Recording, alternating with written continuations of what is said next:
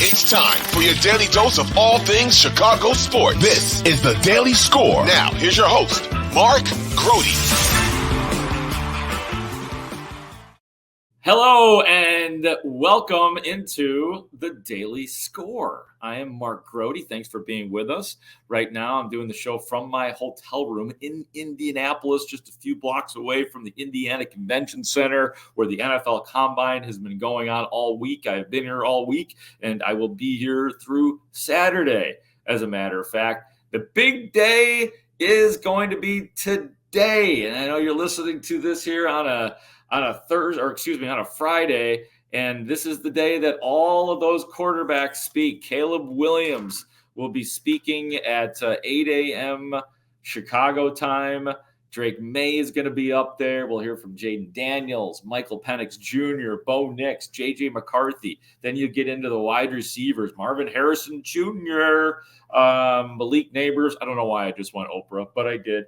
Roma Dunze, Brian Thomas Jr. So the big stars are coming out on Friday, and I'm looking forward to talking to those guys.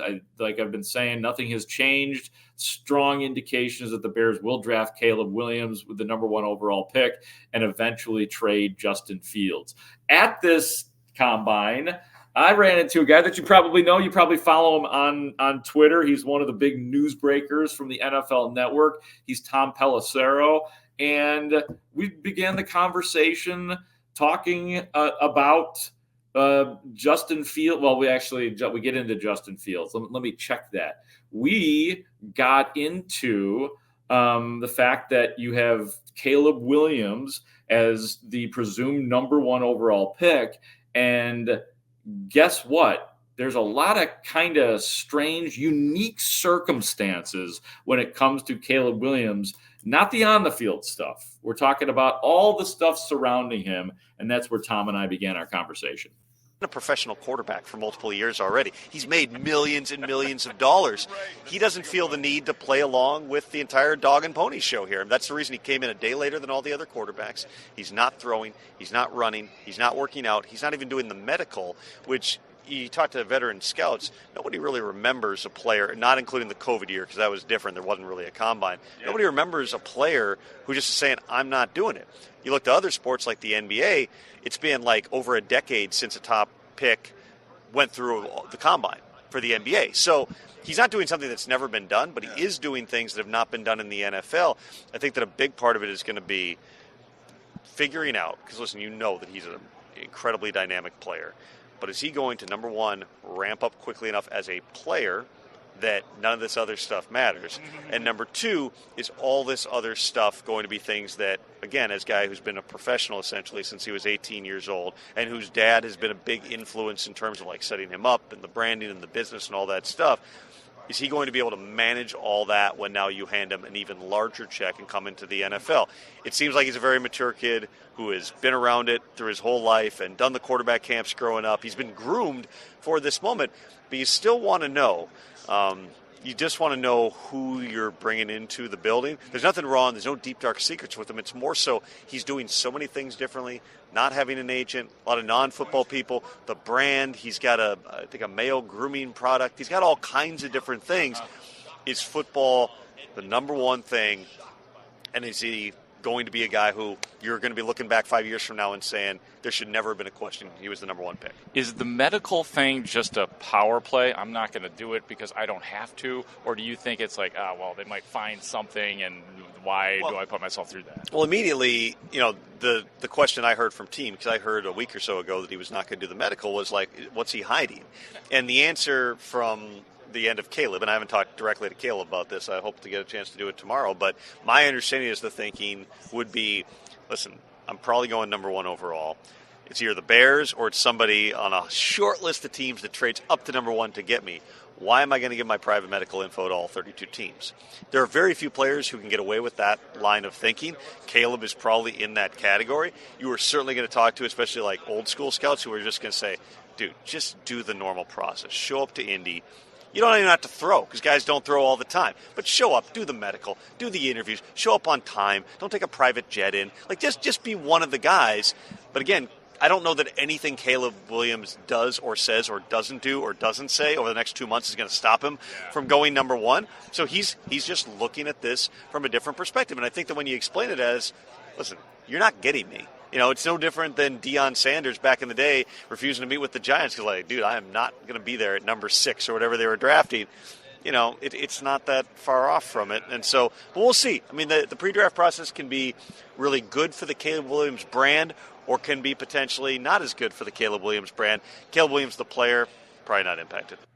Good stuff right there from, again, NFL insider Tom Pelissero from the NFL Network, joining us here on the Daily Score. I'm Mark Grote.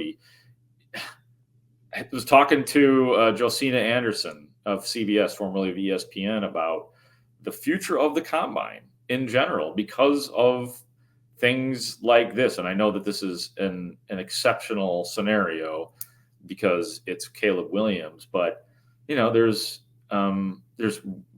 way fewer coaches that actually came to this thing. GMs are here, and I'm talking about participating in the media portion of it. You don't have that same sort of enthusiasm, and could all of this be done remotely? And I mean, even the workouts to some extent. So I do wonder what this thing is like 10 years from now, what the combine is like, if it's been downsized in some way, shape, or form. I know the NFL doesn't want to do that, really. I mean, and they would have the power to mandate, I suppose, the coaches having to be there or players having to be there, but that's not what they're doing right now. I did think it was an interesting point that he made about the fact that these NBA prospects, they never are showing up. So, and it's unique and jarring when it happens in the NFL. So that's fair to say. And I really like the idea that the Bears might end up having a quarterback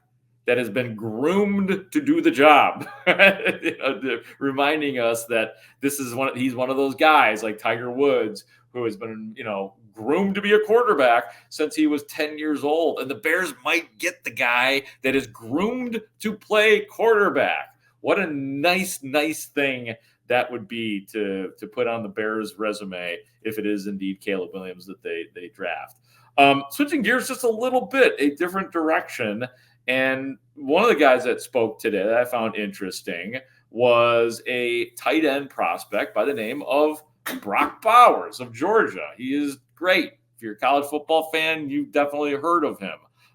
36 catches, 714 yards, and 6 TDs, 6'4", 250, great size, versatile, can block, can catch passes. And we got a chance to talk to him a little bit about the Bears today. Yeah, I met with the Bears, and love watching Cole Kmet. I mean, he does a great job in all aspects of the game, being tight end. So, yeah, it'd be exciting. Brock, to that point, Luke Getsy is in Las Vegas now, and he was really instrumental in helping Cole Kmet. How do you feel like he could help your development as well? Yeah, I think just all those guys at the next level will bring something different and just be able to develop my game in new ways and hopefully translate me and get me integrated into the next level. Yeah, he's a good one. He's definitely one of those guys who's a man of few words. But yeah, I don't think he knew who Luke Getsy was. I hate to say it. I mean, Getsy's he's been an OC for 1 year, but the word has not gotten around apparently. But he think George Kittle when you think of him. It's such a great era of tight ends right now. I mean, it really is, and he his favorite out of those guys, you get the Kittle, Kelsey, Gronk, the three of the best ever. His favorite is Gronk.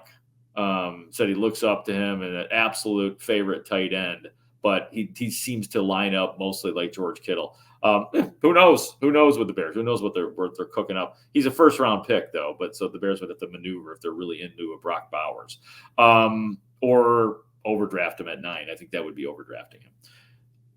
2-time national champ and just a really good prospect. Last guy that I want you guys to hear from the combine here today is we're going to hear from a safety, Oregon safety, Evan Williams, not just because the Bears might be thinking about him in the later rounds. It's not completely out of the realm of possibility. Good safety, played the 5-year player in college. So he's one of those guys, plenty of experience. Yeah, 5-season guy. First 4 years with Fresno State, and then his final year with Oregon. But what was interesting about him is that he went up against Caleb Williams and talked about him as a player, but was really interesting to me was the days leading up to the Oregon USC game.